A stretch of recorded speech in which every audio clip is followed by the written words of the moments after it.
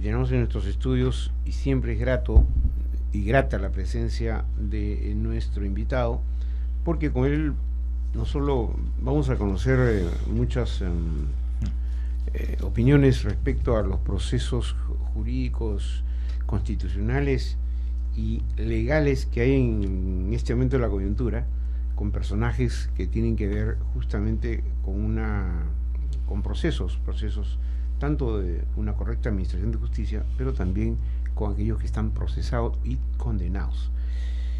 Ha ocupado el cargo de fiscal supremo de la Nación y hoy ya en el ámbito privado está desempeñando funciones muy importantes del doctor Avelino Guillén Jáuregui, que como ustedes saben fue el fiscal que presentó la acusación constitucional y la acusación penal contra el expresidente Alberto Fujimori durante el megaproceso que se llevó a cabo.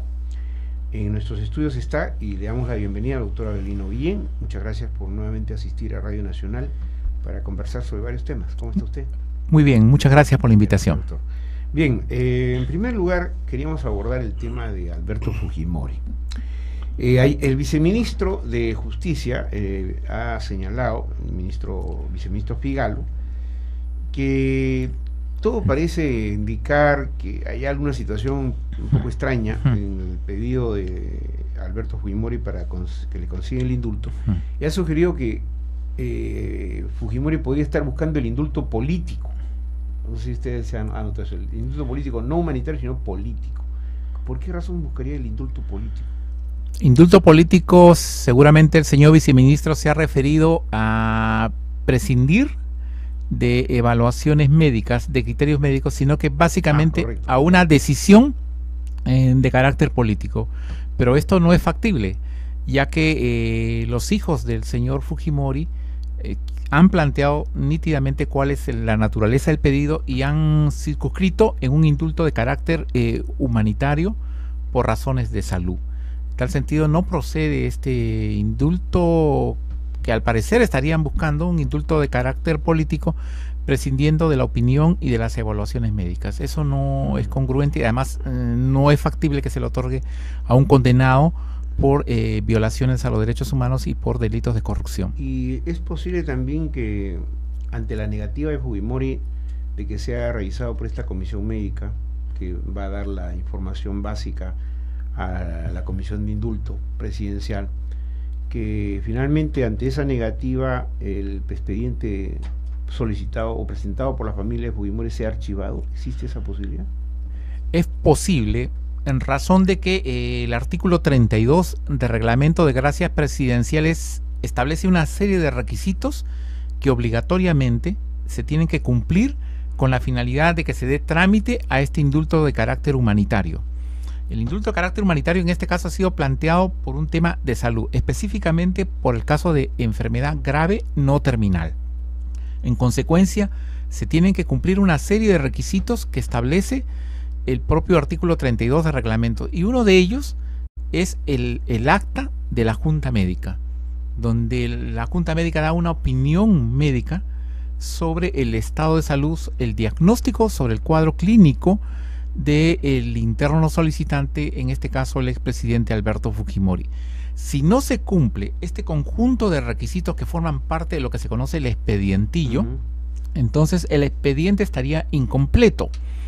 Y al estar incompleto, lo que tiene que hacer la comisión en mi concepto, es archivar los actuados y devolver la solicitud con los acompañados a los hijos del expresidente, a efectos de que si lo tienen a bien, más adelante vuelvan a plantear una solicitud de indulto humanitario. La situación es esta de un entrampamiento. Un entrampamiento, ¿no?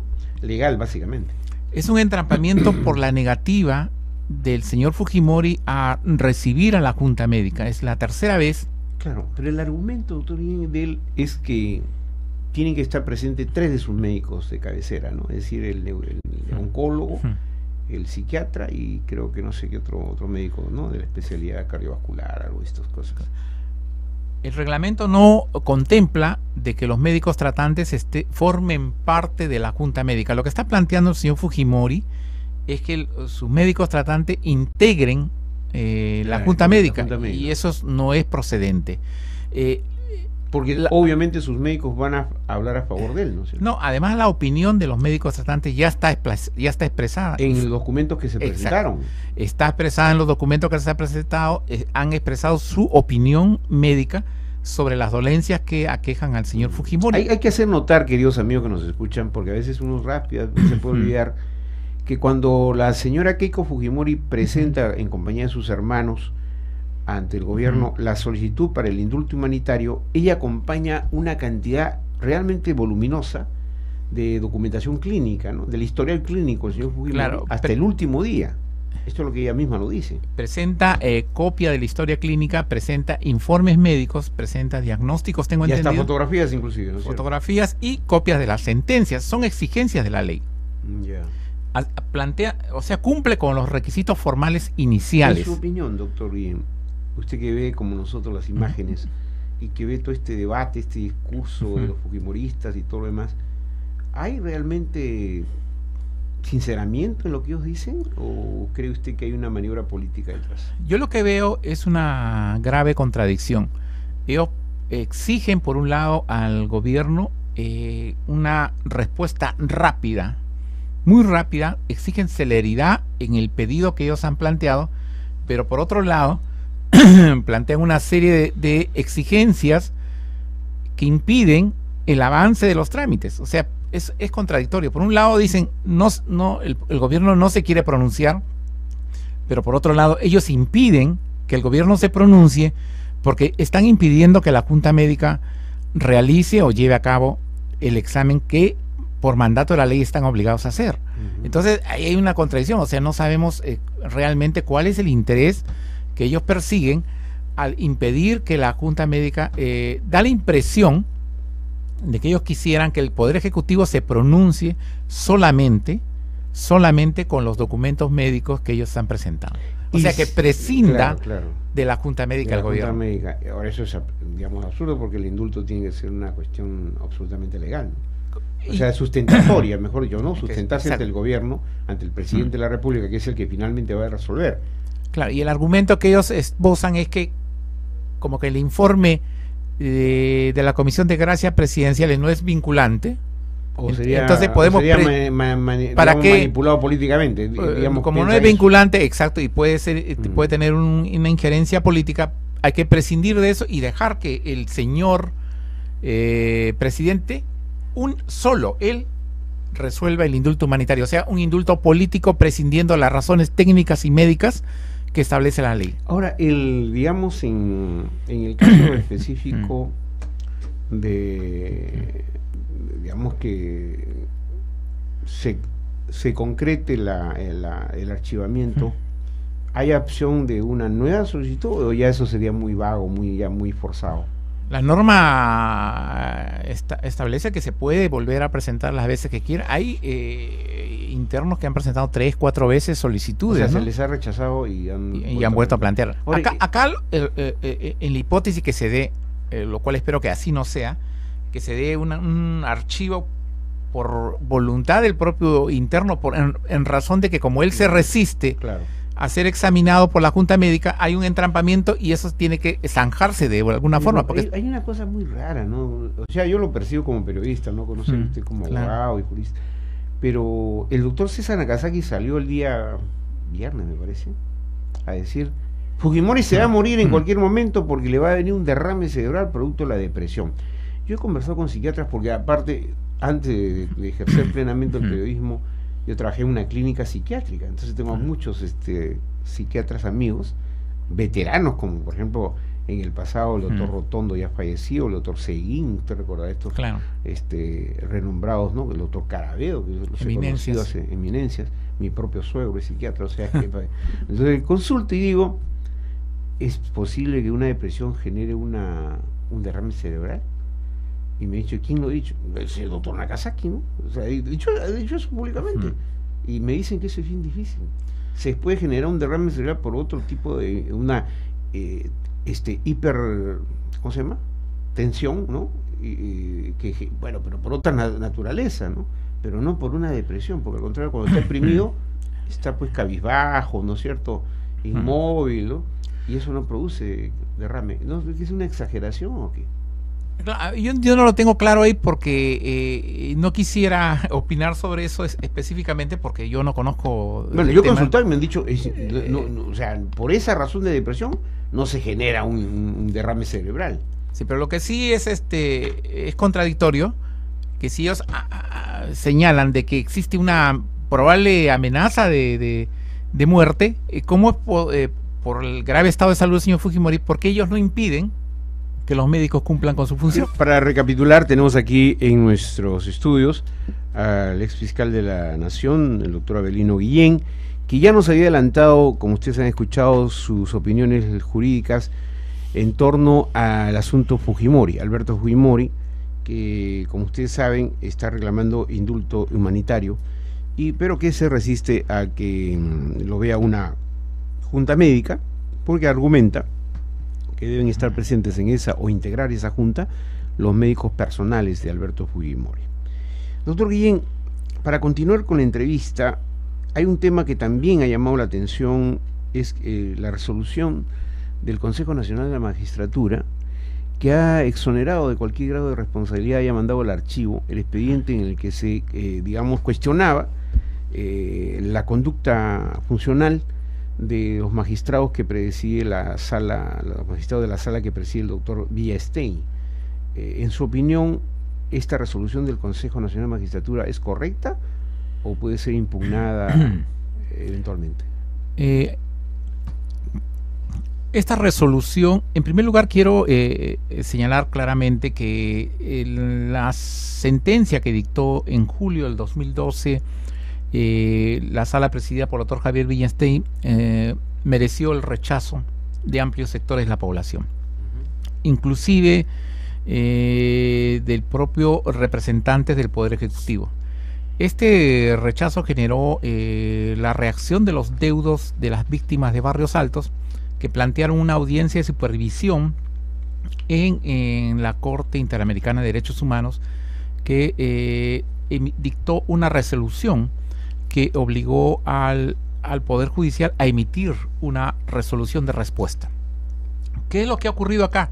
Se anuló la sentencia del doctor Villastein, y en tal sentido creo que ese, en mi concepto, era el objetivo principal: lograr anular esta sentencia que tenía graves vicios y defectos, que vulneraba la jurisprudencia de la Corte Interamericana de Derechos Humanos y del propio Tribunal Constitucional. Ahora bien, no conozco el contenido todavía no lo han colgado hasta hoy día, de la resolución del Consejo Nacional de la Magistratura. Lo que ellos escuetamente han señalado es que ellos no pueden calificar el contenido de las resoluciones. Lo que ellos califican es la conducta de los magistrados, y al no haber logrado determinarse alguna irregularidad, algún propósito subalterno o algún hecho de corrupción en la dación de esta sentencia cuestionada, es que ellos consideran que esto se debe archivar. Esperemos los argumentos, porque esto tiene inclusive votos singulares del doctor Gonzalo García Núñez y el doctor Vladimir Paz de la Barra, para conocer en su amplitud la línea de argumentación del Consejo Nacional de la Magistratura, para poder pronunciarnos correctamente sobre este caso. Pero lo que sí subrayo, que acá lo fundamental era lograr la anulación de esta ejecutoria suprema que todos cuestionamos en su oportunidad. Sí, claro, se anuló, pero quedó de todos modos ese sabor raro, enrarecido, digamos, de alguna manera, por la actitud del doctor Javier Villastein.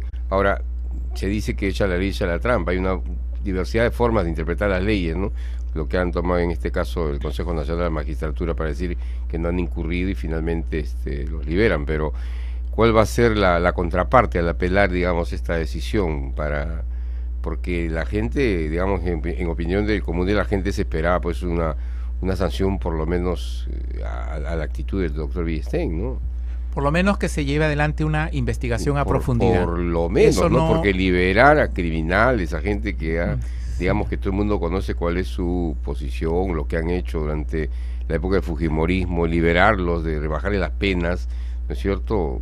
Decir que no son crímenes de lesa humanidad, por lo menos merece una investigación, ¿no? Claro, todos coincidimos en que esto ameritaba una investigación a profundidad. Ahora bien, esto es parte de un debate judicial que viene de hace muchos años.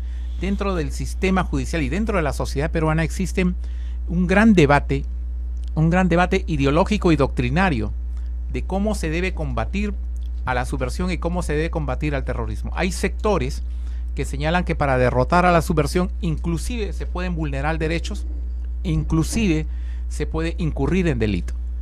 Entonces, esos sectores que estaban representados por lo que era el destacamento Colina y quienes propugnan la guerra sucia, tienen en el sistema judicial gente que es contemplativa y generosa con esa posición. Frente a ello estamos los otros, que somos nosotros que estamos en la otra orilla, quienes señalamos que al terrorismo, a la subversión, al delito se tiene que combatir con las armas de la ley. Esas son dos respuestas que en la sociedad han venido discutiendo ampliamente. Guerra sucia frente a un enfrentamiento con las armas de la ley, aplicando las normas. Y yo creo que, por ejemplo, fundamental para la derrota del terrorismo ha sido justamente eso, ¿no? El respeto de la ley. Si usted analiza frente a Sendero Luminoso, ¿quién fue el que aportó más? ¿Si fue el destacamento Colina o fue la DINCOTE? Ahí tenemos las dos respuestas. La DINCOTE hizo acciones de seguimiento, el GEIN, perdón, claro. El GEIN con Quetín Vidal, Benedicto Jiménez, lograron capturar a todo el comité, a 14 los 19 integrantes del Comité Central de Sendero Luminoso. Sin un solo tiro. Sin un solo tiro. Frente, con acciones de inteligencia, producían atestados. Frente a ello tenemos a Colina. Colina era la respuesta de quienes defienden la guerra sucia para enfrentar el delito.